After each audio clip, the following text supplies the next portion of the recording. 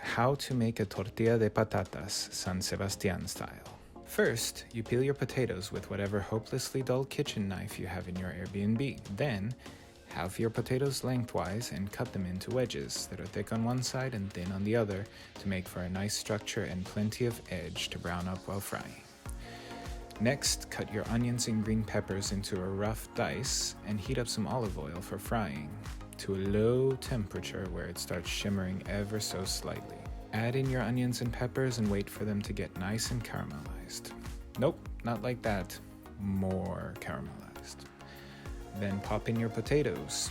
While those are frying, you can scramble up your eggs, trying to hit that sweet spot that will fill in the gaps between all of that fried up goodness.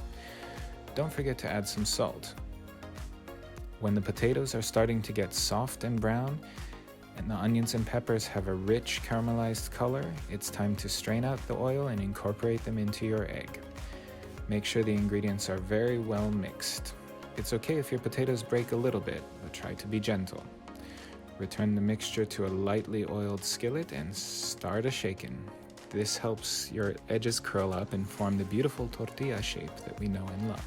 I find that making a little hole in the bottom while the egg is still runny and able to fill it in helps push the edges up the sides a little bit in combination with the shaking. When your tortilla is looking a bit set at the bottom, has brown edges and slides around when you shake it, it's time for the flip.